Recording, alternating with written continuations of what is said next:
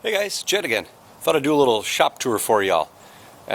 Seeing that a few guys were doing shop tours, and I thought, what the heck, I'll throw into it. I ran into a fella on YouTube, came across the channel the other day, young kid, Alec Steele. Does really good blacksmithing stuff. He's only 19 years old or something, so run over there and check him out. It's pretty cool. So I thought, what the heck, why not? I'll join the club and do it.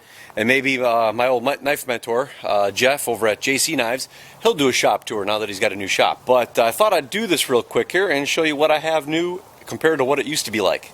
So behind me, you'll see that building. Now there's a ladder there, but we didn't finish it. So this year, we're going to be doing a little video on building the front stairs for the porch. But as you'll see here, this is what the shop used to look like. And the shop was 20 by 20. The roof was starting to sag. I had virtually no storage. It was almost a tiny little attic up there, if anything. The doors, everything was falling apart. It had cedar siding, and it was very drafty. So I'd gone ahead and I'd put tar paper on the inside to keep the wind from blowing through. But the other thing was I only had a 20 amp service, so I could have a light in my grinder, and that was it. So when in the wintertime I was working, I was like layered in triple clothing, because as soon as I tried to use a space heater, I'd blow the breaker. I had my grinder hooked to a 110 at the time. Now it's a 220, but I had it at 110.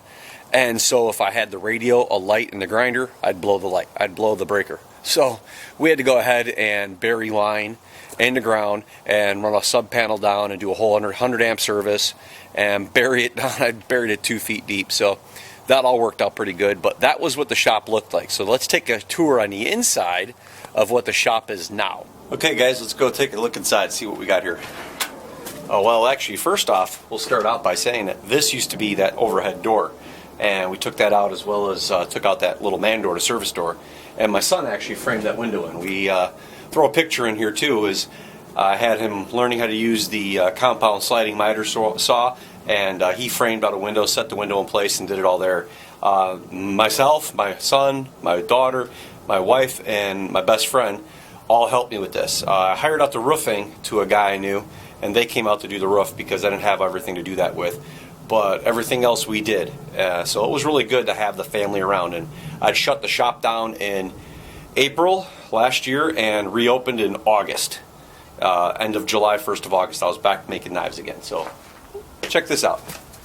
So anyhow, this is the side of the shop that I do most of my work on. All the knives, kydex, leather, everything gets done right here in this little area, along with other little projects around the house. Picked myself up a little tiny skill. This was actually the first bandsaw I ever owned. Was nice. It's good for little projects and everything, but it gets overpowered really quickly, and definitely not good for cutting metal. I use a Dremel to cut all my pins, and for steel, I'll be using a hacksaw for right now.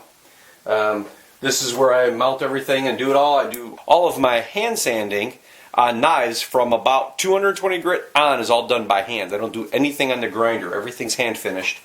It's the way I was taught, and I do like that tactility. Is that the word? Yes, tactility is a new word. Anyhow, customers, all customers' knives, you order a knife from me, all of your stuff goes inside a box. I keep it all organized in order and set up, so this way nothing gets dirty. Nothing gets damaged, nothing gets dirty. You go up on a shelf, and that's where you stay. As I work, everything goes back and forth in there. A bunch of kydex, a bunch of paracord, as you can see up there. That's all stuff from when I used to do paracord stuff, back in the day before it became all popular. Oh yeah, there. You know, some of you guys want that pink. I know it. Got some leather stuff here, my dies and my leather tools, my stitching horse, some other little leather essentials, kydex press, oil for woods that do not get stabilized. I do penetrating oil. Here's it's a first aid kit, of course, but it's all full of Cliff Bars and candy. So when kydex pins, more kydex, liners. There's my little kydex area and such here. This is a nice Palmgren press. It's really good. I like that. My dad gave me this. It's a nice little shelf. The little things pop open, slide. Keep all my eyelets, washers, spacers, such in there. Heat gun, really nice little deal. Nothing fancy, you know, but it works well. A Wen drill press, that's nice. That was my second drill press I owned. Walmart special, this is a Farberware oven, but what's nice is I have 2 racks that I can put in there so I can do a bunch of kydex. Plus it's really deep. I could literally fit nearly a full 12 by 12 in there. This is the new area for the tool that's coming soon, so there'll be a video on that shortly. There's going to be something right here I am so stoked about.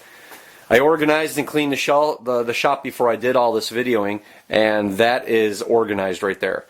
Guys that do knives, you know that this doesn't happen very often. So this is like maybe twice a year when that happens, is when your belts are clean. And that spot there is where all the belts used to be hang that were used. When you use belts, it's so hard to get rid of them.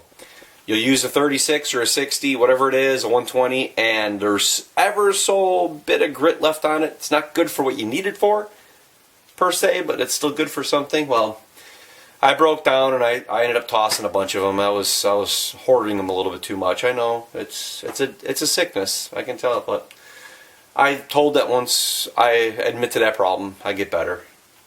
Who knows? Anyhow, grinder. That's awesome right there. This here, a buddy of mine, Jeff, my knife mentor, Jeff at JC Knives, helped make. He started it. My son and I finished it. I got a half-horse motor, which works fine. It's 1,750 RPMs, single speed. It works nice. Yes, guys have gone and got batters and some other versions, and they got variable speeds. That's all well and good.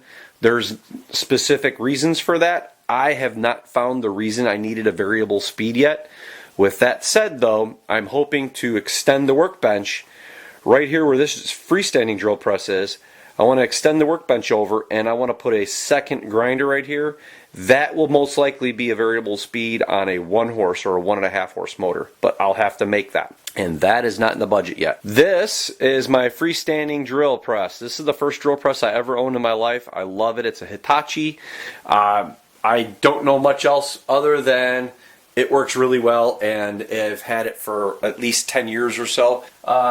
You guys remember the Wen? If you haven't, check back over to my videos when I got this and when I did the installation. So far, so good. The timer is working. Everything's nice with that, so no complaints. You might be wondering about the silver ceiling. Well, when we finished the shop, I spray foam insulated all the walls. Well, insulate. We have cedar siding on the outside, and it's all painted, primed and painted, everything's good, but I did spray foam to help fight the mold and to fill in all the little nooks and crannies. Plus, the spray foam helped with structure. It helped that a little bit. So once we did that, I didn't do the ceiling. I didn't want to do batten or anything like that because I'll still do a lot of electric, and I still have more things I want to do. So I just got this it's like a 1/4 inch thick, and it rolls out. I staple it to the floor joist. It reflects the heat that's down here, keeps it in here, so that's nice. It works out well. Nice little heating system. It's a pick-a-watt. It's really good for shops. Something that you guys might want to look into doing. That's a 220. You guys want to get into knives? That might not be the first thing you get. I would recommend getting a grinder first. But a kiln is definitely something nice to have because it's nice to be able to do all of your stuff in-house. It works great. It's a basic one. As you can see, it's limited on programming and stuff, but it's what I need. And I use 154 cm and D2. I can heat treat several other types of steels in there. There's no issues. It's 18 inches deep, so I can do at least a 15 to 16 inch piece of steel inside that. Not a problem. So it's definitely worth getting for around $1,000. It's definitely a good step up. And then what's nice about the Evenheat is you can trade these out. This can actually get swapped off, and you can buy a new one that's got all the fancy programming on there. So the dake or dake, this is what I use to emboss my steel, put my maker's mark in there with my die. I use that. Furs, leather, antler, bunch of antler for making ferro rods. I'm going to start doing more ferro rods with the little antler, throw them on my website and sell them that way. I don't use that eBay ferro rod stuff. It does not hold up, guys. You don't get good spark. Rarely will you ever find good ferro rods buying off of something like eBay, and you get a ferro rod for 50 cents or something. The military sticks are lives on them, so I think you could too. That being said, all the woods. I like to cut up my woods and put them in boxes, organize it a little bit better, because if somebody wants wood, I know that I have it in stock. I can keep it in decent condition, and most of this starts getting stabilized. When I do stabilize it, I throw it in there, it's good to go. I'm hoping to, on a video, I'll do a little video, like a how-to or something like that. There's this April gal, if I remember her name, she does really cool woodworking stuff. Same with Dema. Dema's woodworking too. I want to make a couple of boxes with big heavy-duty caster wheels, and I'm going to put the table saw and my compound sliding miter saw on boxes that can slide in and out. So I can slide and push them off to the side there, and when I want to use one, I pull it out. It'll free this space up a little bit more, which is nice. A lot of guys that have been into bandsaws have probably recognized this. It works nice, it's fine. Another video, I've put it up before, I haven't heard anything from anybody, but if anyone watching this knows anything about the jet lathe, I'm looking to buy some components for it, so if you know where to buy some, if you know what I'm supposed to buy, please let me know. The only thing I have right now is this. I just picked this up a little while ago. And so I'm hoping it's the right thing. So and my dad just gave me some tools, but I'm hoping to do a video on that and kind of review on some of the things. This is where I do all my stabilizing. It's a vacuum pump, awesome. JV pump, made in America, Aurora, Illinois, I believe it is. Turntex Woodworking, Curtis down in Texas, made me my vacuum chamber.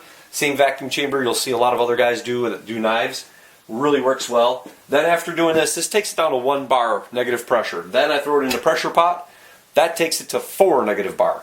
That wood then will sit in there for 2 days to a week. I really get good penetration with that. It's nice. Otherwise, like you see, you got a bunch of storage and just junk I threw up here on the shelves just for right now, because this area here is supposed to be shelving across here like another workbench, and I wanted a nice U shape, and I got fuel storage. I was hoping to store that under with a cabinet. Get that all going. That's from, we used to use those for motocross when we were racing dirt bikes and such like that, and then they're just really great because, you know, a 16-inch hose, you could fit 5.5 gallons in those things. They got different colors, so we do diesel, we do unleaded. It works good. So anyhow, but yeah, guys. So hopefully everything was good. Oh, maybe I didn't mention I got my little Delta grinder there. Nothing fancy. Kids gave it to me for Father's Day a couple years ago. It works great, but I'm playing around with the wheels, so I don't really want to talk about that yet. I'm trying to figure out a couple of different types of wheels to use for knives and such, but that's it. So I'm trying to think if I missed anything. I don't think I did. So anyhow, guys, thank you very much. Thanks for stopping over. Thanks for watching the channel. Hopefully you enjoyed the video on the shop. If you guys got any ideas, let me know. Is my feng shui off? Do I need to add something? Anyhow, you guys, again, have a good one. Thanks for stopping over. Don't forget to hit the like button, subscribe, share, comment. It's all appreciated. Help me stay out from the bottom of the YouTube bucket. Have a good one, guys. Take care.